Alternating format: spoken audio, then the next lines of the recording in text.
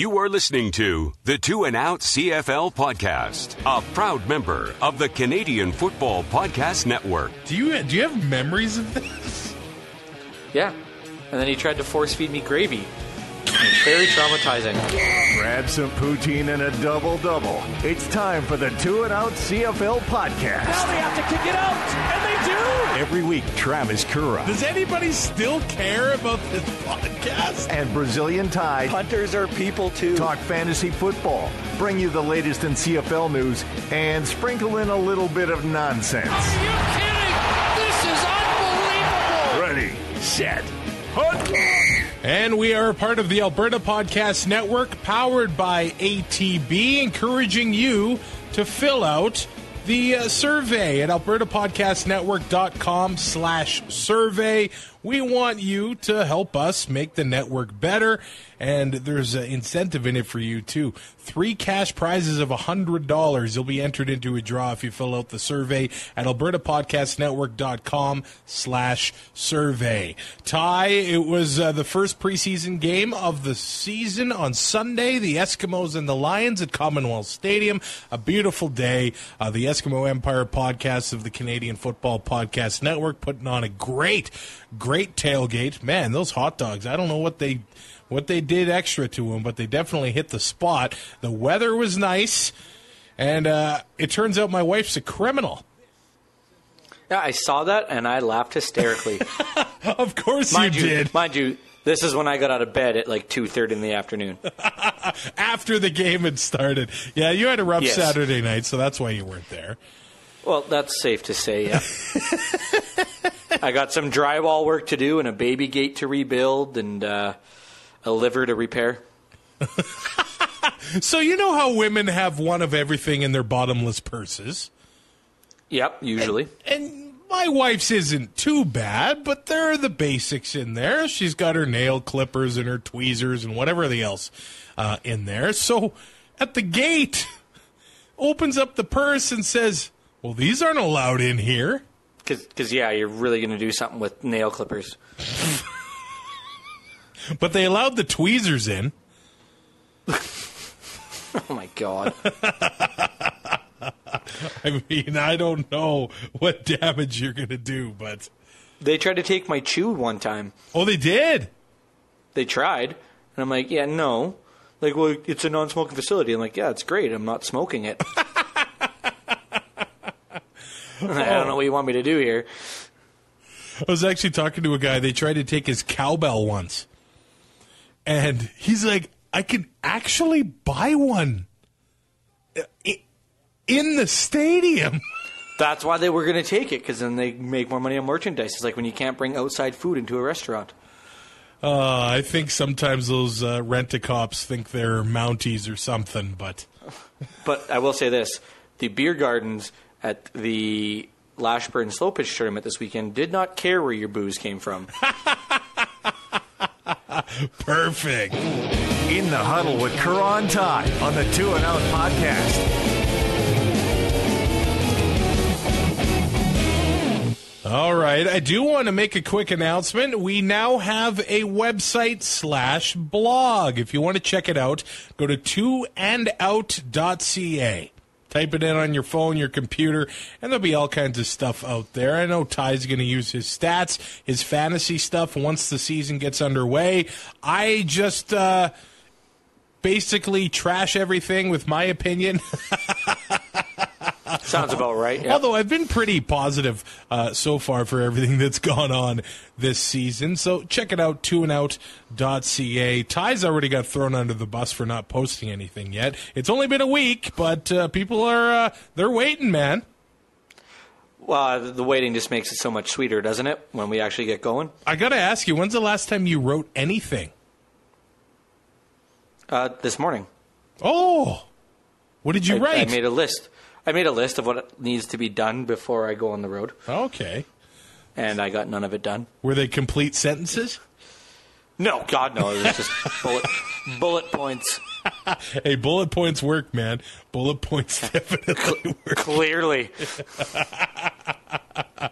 All right. Let's talk a little about that game on Sunday. I know it wasn't on TV, so you didn't get to see it, but the Lions lose 22-7. Of course, Mike Riley made the trip. He didn't play the game. It was the backups. But before the game, some tough news for the Eskimos' offensive line was Sir Vincent Rogers, their starting left tackle that came over from Ottawa to keep protecting Trevor Harris's blind side, tears a bicep. Now, they did say he was going to be out indefinitely, but it kind of seems like September, Labor Day rematch kind of thing now, which is good news for that line because they really did not look good on Sunday. And I know we're at the point of the season where the defenses are ahead of the offenses, but they were playing starters on their offensive line, and BC and their backups were putting the pressure on the Eskimo quarterbacks.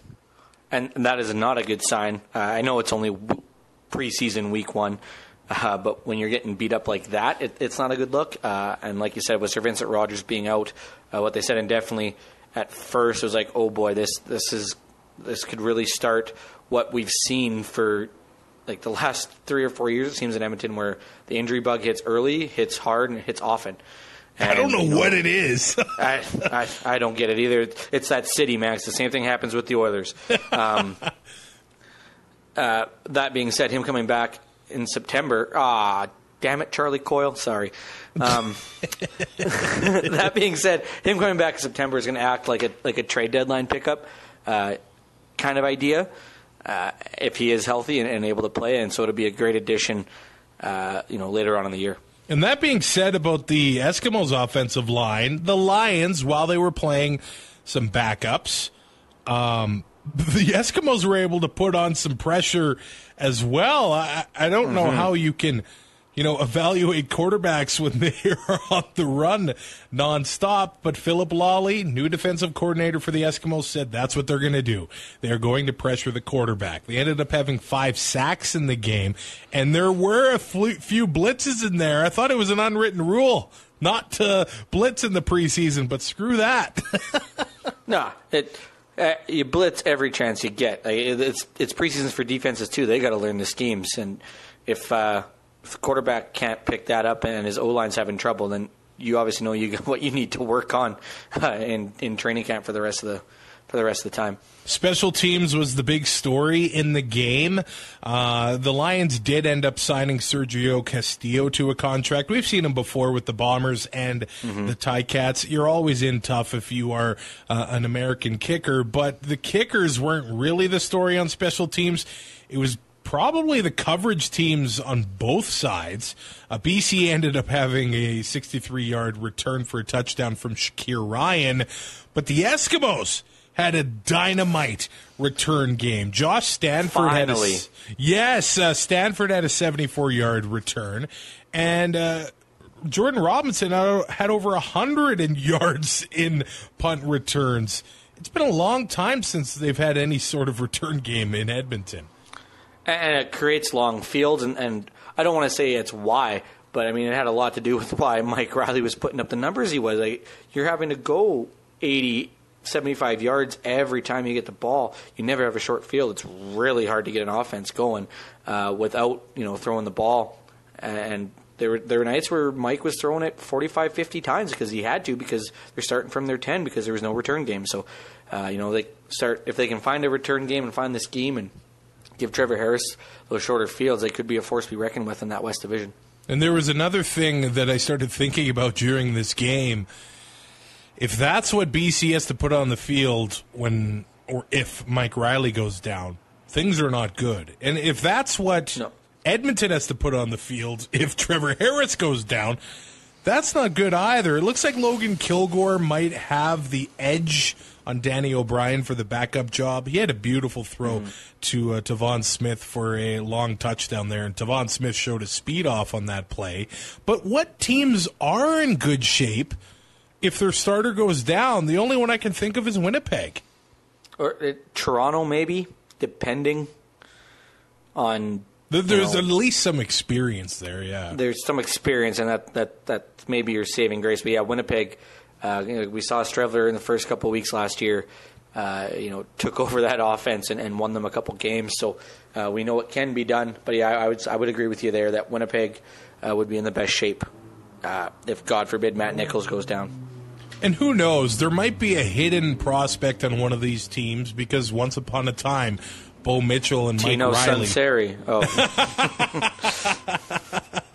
Bo Mitchell and Mike Riley were those guys once upon a time, but it doesn't seem like there are any buzzy, third or second stringers right now that will be able to take the reins and run with it like those guys did. Let's talk about the preseason games for the rest of the week here. A little of what to expect. The Alouettes and the Argos, by the time you listen to this, there's a good chance the game has already been played. It was a 11 a.m. Eastern kickoff Thursday at Varsity Stadium in Toronto, but it was school day. Basically, the stadium just full of school kids. Brazilian Ty's worst nightmare. But it's my own personal hell. But I think this is awesome. I think the Argos should be going to schools every week with vouchers for the kids, just to get them to BMO Field as early and as often as possible to make fans for life. And they've got some pretty cool initiatives this year. They're partnered up with the CFL to hand out 2,000 leather CFL footballs around the GTA this season. This school day is a great idea. I think the Argos franchise might be taking some nice steps here in the right direction. It cannot hurt. And the junior A team here, when we were in school, we would get free tickets. You'd go to a game, and then you'd go on the Wednesday night or whatever. You get a free ticket that Saturday or that Sunday afternoon. There'd be a game. Well, you'd beg your parents to take you because you got to go to one, and you realize it's fun. And you get the kids early, and they get to see a football game, and maybe they fall in love with the game right away, and maybe they want to start playing, or maybe they want to keep coming back. And CFL tickets are not the most expensive thing in the world, so maybe if they're able to beg and plead with their parents enough, maybe the parents will take them, and that creates a whole new generation of fans. So I like the initiative. Like I said, handing out footballs is another thing, and it also helps that on their roster in training camp is a YouTube basically star.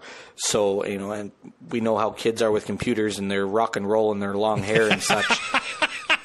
So that can't hurt either. You know what? My boss at work here, he's got 2 kids. I don't know, 7 to 10 years old kind of thing. And they're not... So they're self-sufficient. They're not really interested in watching TV or anything. They just find stuff on YouTube. So there's a good chance that kids in Toronto already know about Oscar or Donald De La Haye. I always want to call him Oscar De La Hoya. Oscar De La Hoya. You know what I look on YouTube for? When I forget how to tie a tie. Yeah, me too. Or when I need to cut some drywall or put a TV on the wall, stuff like that. Okay. Cut some drywall? Come on. Nah, I got a drywall saw. That's pretty easy. But patch a hole. Yeah, that's easy. I just call him. iPhone, call Dad. But this guy's got 1.5 million subscribers on YouTube, and talking about the NCAA and some of their policies is a whole nother podcast. But he had a scholarship at the University of Central Florida, and after his freshman year, he lost his scholarship because the school told him, you have to basically end that YouTube channel, or you need to just come play football. And he chose the YouTube channel at that time, and now he's got over 1 million subscribers. That thing's making him some cash. Oh, absolutely. And that's why the NCAA didn't like it. He was making money off of his likeness. You can't even get married in university if you're an NCAA athlete if you register for gifts, because you are now in violation of NCAA rules, and your team will have to forfeit scholarships and all that stuff unless you return everything and just say it never happened. What a joke! You can't even sign up for a gift registry. There's also a cap on how much you can make. Like if you get a job, there's a cap on how much you can make in a year, and it's like $1,000. Wow. Yeah. It's a complete and utter joke. So this kicker, he's only 22 years old. On YouTube, he is known as Destroying, and he's bringing some eyes to the Toronto Argonauts. He took a tour of the Saskatchewan Roughriders facilities back in 2017, the year that he lost his scholarship. And as an old guy, it's tough for me to put myself in the mindset of kids, but it's what they do. They go on YouTube, they go on Instagram, and that's where they spend their time. So this guy, he's an American kicker. So I think it might be tough for him to make the roster. But he's got over 400,000 Instagram followers. Now the Argos have the most followed team account on Instagram. And he makes these videos documenting his days at practice and things like that. And they get over 1 million views. This guy's an internet star. And I think... if they can't fit him onto the roster, there's got to be a position for this guy in the organization somewhere, no? Social media somewhere, consultant or coordinator. I don't want to take somebody else's job away, but if you can turn those subscribers into ticket sales, then I mean that's a whole nother story.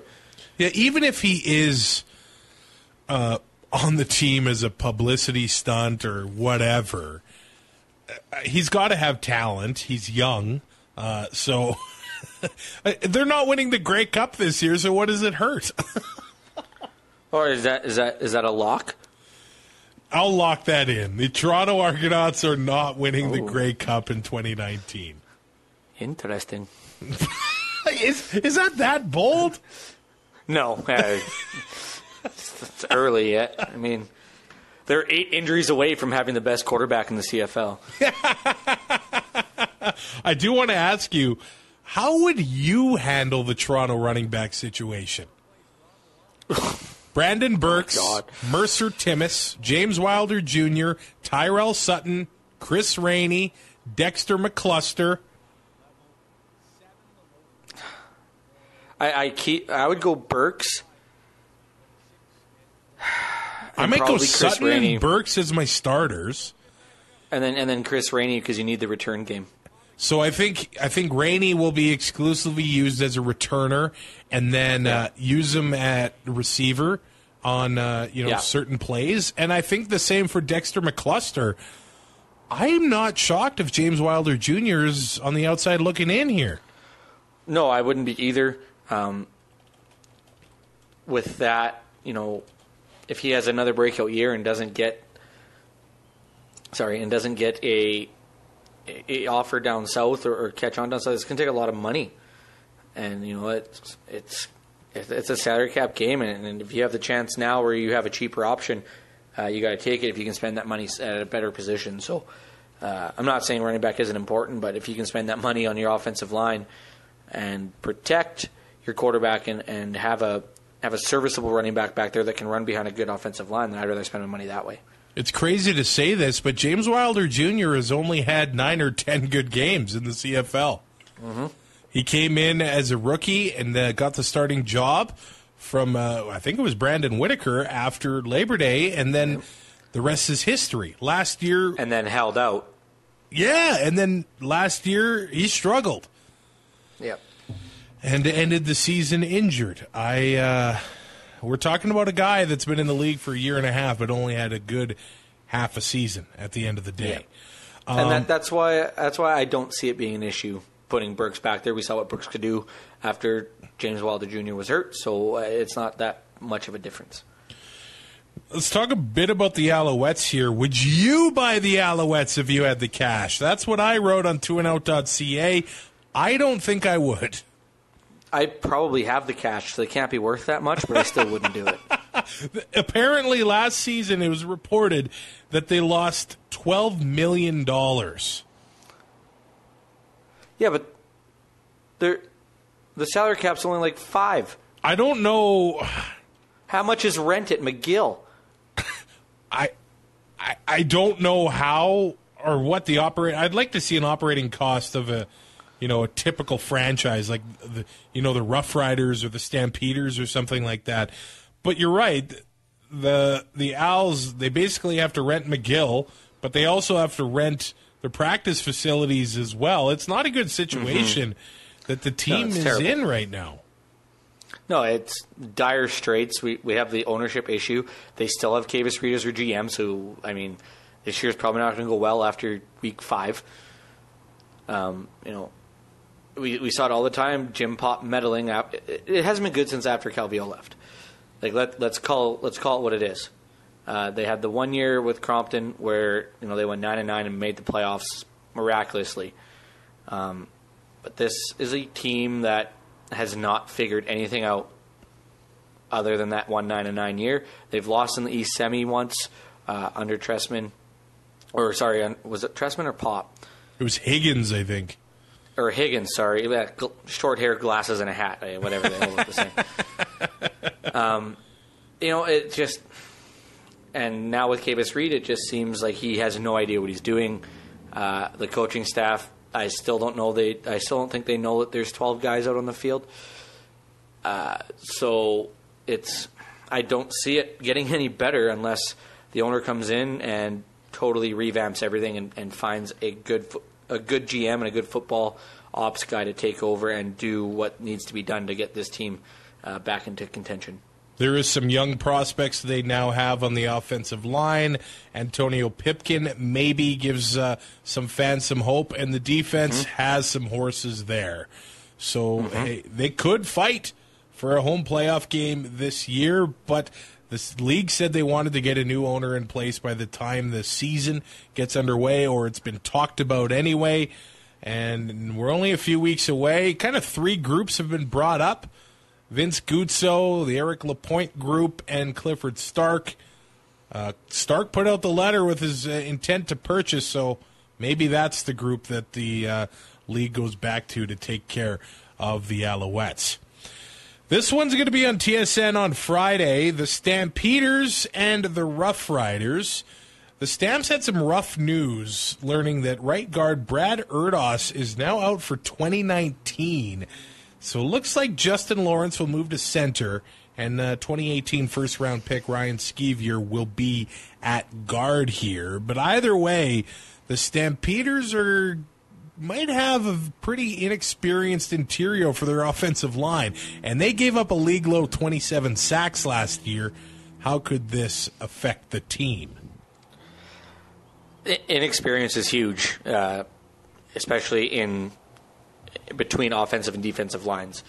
We see it all the time especially with defensive ends and guys like Charleston Hughes and stuff. As they get older, their numbers tend to get a little better because they have the experience on how to get, how to manipulate the offensive line in front of them to get to the quarterback. So having the youngsters at 2018 first round pick, yeah, it's a year ago, but still a guy that hasn't played a whole heck of a lot, a new position. Calgary has had a lot of continuity on that roster, and their offensive line has been really good for the last couple of years. I feel like it's just going to be a plug and play. You might notice some rust early, but I think they're gonna figure out a way whether or not it's helping him with a tackle or the center with a double team. And they'll make the adjustments as needed with that coaching staff. I don't think it's going to be that big of an issue. In the long run, though, it's not ideal, obviously. You want those veterans on the offensive line especially, but you can't always get it. And like we said, without an offensive line, we and I know I'm going to say it again, but we say it every week, without a good offensive line, you're not going to have a very good team. And that's where all of Calgary's success starts, is on that offensive line. So I'm not overly worried about it. Lawrence was a 5th-round draft pick last year. And the offensive line culture in Calgary has been strong for a very long time. These kids were able to learn for a year. Now they're going to have to prove what they are worth. And let's face it, they have learned from the best for the past little while here. The Stamps end up bringing back Romar Morris. They do put him on the 6-game injured list. And there's going to be a couple situations I'm going to watch in this game against the Riders. The receivers coach, Pete Costanza, says Joanne Breskison could actually see some time at slot back this season.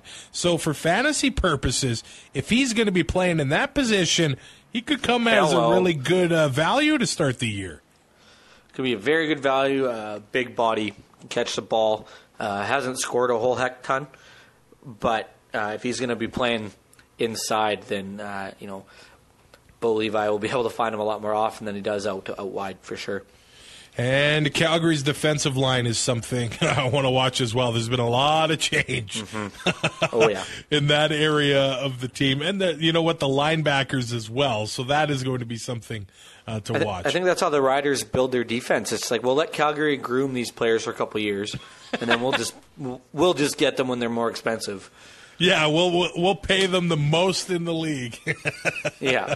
As far as the Riders go, defensive end Jordan Reeves, and he is a special teams beast, is out for the year, and that's a big loss for the team. You can't downplay those special teams demons in the CFL. Absolutely not. It's a huge, huge factor in this league. Longer field, got to be able to flip field position and have a good return game. That being said, you got to have a really good cover team to make sure that other team does not get good field position. Jordan Reeves just seemed game in and game out, was just everywhere on returns, and it was something else to watch. Zach Collaros will not be playing in this game. Last year, he got into a preseason game against the Stampeders, and it just ruined the entire year for him. So, well, what did Craig say about Collaros after or in camp? His timing wasn't great, so he's not going to play this game. Why? Timing would help. Timing's a big issue with quarterbacks. Why not get him some first team reps and then maybe get him out of there? So, it seems like the teams, they choose to play their vets for the home preseason game. Yeah, I guess. So I don't know if he's going to see a half there, but... Doesn't mean I have to like it. Yeah. But I haven't even played one regular season game, and I'm already crapping on Craig Dickinson. Wow, this is a broke record, isn't it? You know what? He seems like he gives us honest answers, and I will give him props for that. We were always trying to read between the lines with Chris Jones, and Dickinson said this game could be a very big deciding factor in whether David Watford or Cody Fajardo will be the backup in Saskatchewan. Fajardo, I guess, stole the show for the green and white game over the weekend. And I know Collaros got crapped on for going 1 for 10. That tells me that the Rider defense is still good. Yeah. Maybe. But then you remember what Zach Collaros was last year, and you're like, oh, that makes sense. And you know what? I want to see, especially in this game, if any of these global players are going to get on the field. There was a lot of talk about Max Zimmerman and Javier Garcia, who ended up scoring 2 of the 3 touchdowns in that scrimmage in Saskatoon. I don't know if these guys are going to make it on the field in these preseason games, but man, I want to see it. Garcia returned an interception for a touchdown, and Zimmerman had a touchdown catch. So I think it would be cool to see these players get onto the field in Calgary. I'm still unclear onto how this whole thing works with the CBA. It looks like teams have 1 global spot for the upcoming season. They'll have 2 global spots next year. They only get paid the minimum salary, and they can't negotiate extra incentives into their deal. I kind of wonder, and I know we're probably a long way from this, what if a global player just lights it up? What if a global player turns into Eric Rogers? I know, or the guy becomes a dynamite kick returner or something. Does the guy get a raise the next year? Do teams have to have a guy on the roster? It's all very interesting to see how this new CFL 2.0 is going to work. I do want to shout out John Ryan as well. He's going to get his honorary U of R degree. I think that whole province loves having Ryan back. Everybody but one, yeah. But we won't get into why I'm not a huge fan. Okay. We'll leave politics out of it. That's for mine and your dad's podcast. God, if that ever sees the light of day. We'll be in jail. And we're taking you down with us. I know. That's what I'm worried about. And you should be. This episode of the 2 and Out CFL podcast is brought to you by the Alberta Blue Cross Wellness Summit happening on October 10th. I love what they're doing here. They are bringing in a lot of keynote speakers here. And the focus is on what it takes to create healthy workplace cultures where everyone thrives. And these keynote speakers, I actually watched one of their TED Talks. His name's Drew Dudley. And he did a TED Talk on everyday leadership. And, man, just type in Drew Dudley Lollipop on Google. It's 6 minutes long. I watched it right before the show, and now I'm ready to be the best me, man. I'm ready to live my best life. But you don't just sit there, you eat the chips or whatever and watch the speeches. You get to mingle with these inspirational people. So you get to really talk to them and really take away some great information from this summit. Do Bubba and Dudley make an appearance on that video, or is it just... Drew Dudley's a great name, isn't it? It's so good. Not known to a lot of people, but he is the third Dudley boy. Oh, if you do want to check it out, you can make all kinds of great connections at the Alberta Blue Cross Wellness Summit. It happens at the Renaissance Edmonton Airport Hotel, October 10th. Get more information at thewellnesssummit.ca. Moving into another preseason game that's going to be happening on Friday. It'll actually be live streamed on bluebombers.com. The Eskies and the Bombers here. And talking a little bit about the Bombers, I think we're going to get to our season preview in the next week or so here. Probably next week, actually, since it's going to be June already. I think the Winnipeg Blue Bombers, this is all about getting up to speed and staying healthy. I think they're the team best positioned to win the Grey Cup in 2019, but at the same time, I feel like their window is closing. Kind of like Calgary's last year. It was like all of a sudden some contracts were expiring, some guys were going to the NFL, some guys were going to deserve some big raises, and Calgary could not keep them all together. That might happen in Winnipeg. Andrew Harris is going into his age 32 season. Mike O'Shea has his contract expiring next year. Matt Nichols and Chris Strevler have their contracts expiring at the end of the year. The Bombers are going to have some really tough choices once the Grey Cup rolls around and we move into the offseason. So I think the preseason here is really just getting the timing down and getting things up to speed. And they come in, and I know the injury happened last year to Matt Nichols early on during the training camp and preseason.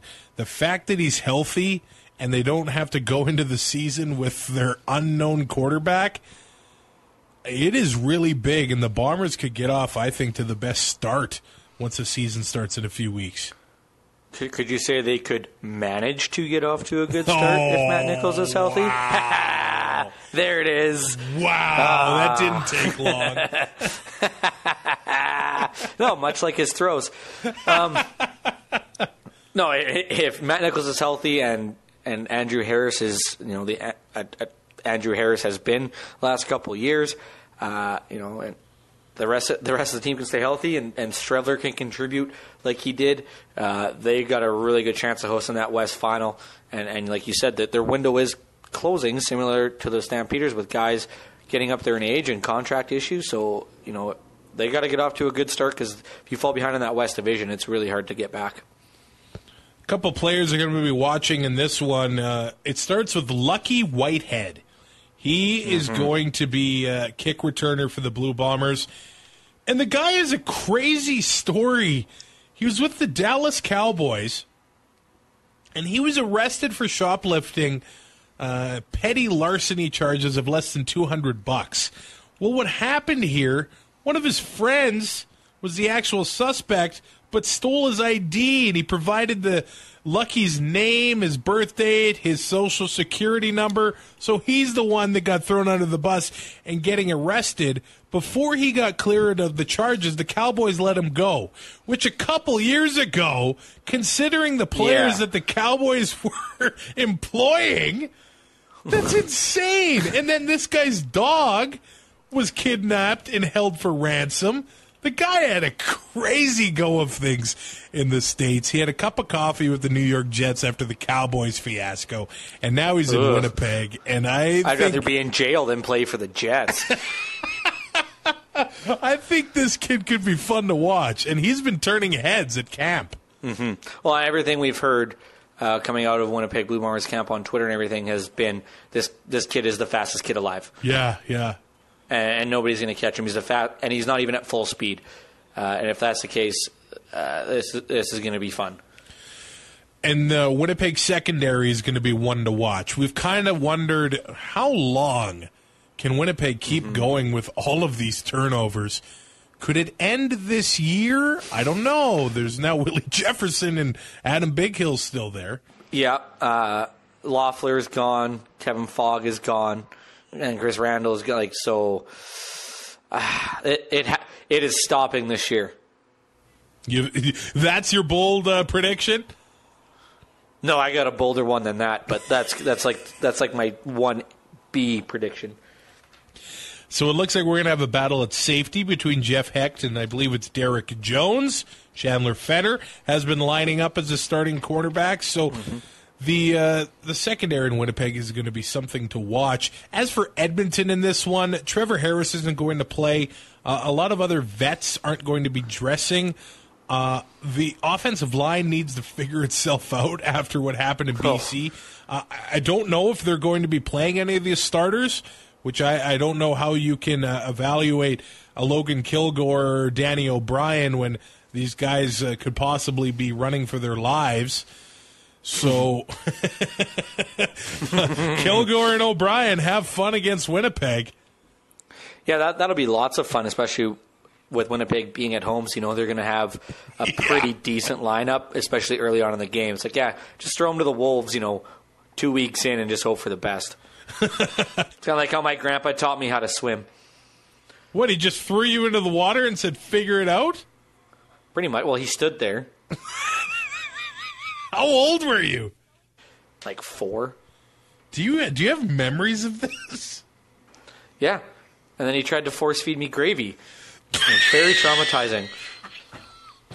Oh God! I wish that was substituted. Like he threw you into a pool of gravy, like 2.5 million liters of gravy.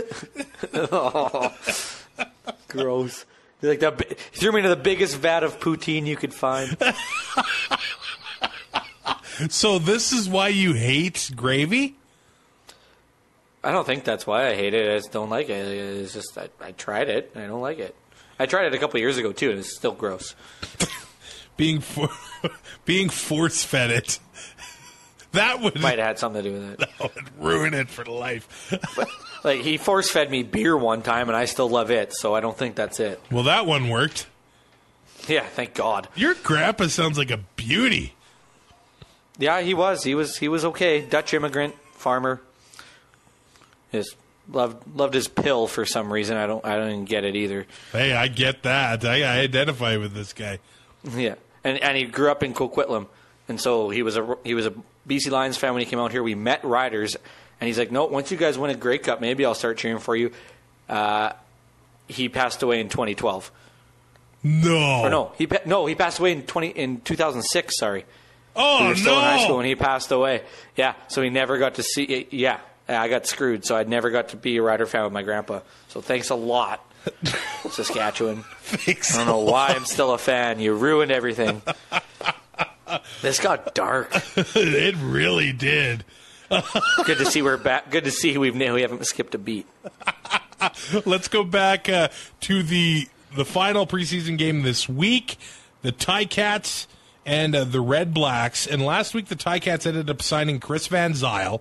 And now they've announced that Riker Matthews is coming back. He went to the NFL with the New England Patriots, but was let go earlier this month. Now he's coming back. The Ticats, all of a sudden here, best offensive line in the CFL? If not, they'd be the second. Calgary's injuries and everything, that could be an issue. But, yeah, they're... And, of course, on probably the team that's going to win the East. So, the rich just get richer. Oh, man. Brandon Revenberg has really come into his own. Riker Matthews, Chris Van Zyl. Oh, man. They're Mike Filer. If they stay healthy. Yeah. Sirocco had a great year last year. Man, those Ticats... they might punch you in the face if you try to play those guys. I think there's a lot more questions from the Red Blacks. No. Going into this game, but I do want to see what the Ticats do with their running backs. I don't think they'll, show their cards as if they're going American or Canadian in this one. They could. We'll see how the carries go. In it, but Ottawa, we need to decide a starting quarterback here. Jonathan Jennings or Dominic Davis. And you remember Davis when he was in Winnipeg. And I think on the Prairies, the favorite player on any team is the backup quarterback. Davis does have a rifle. And he can run. Jennings can run too.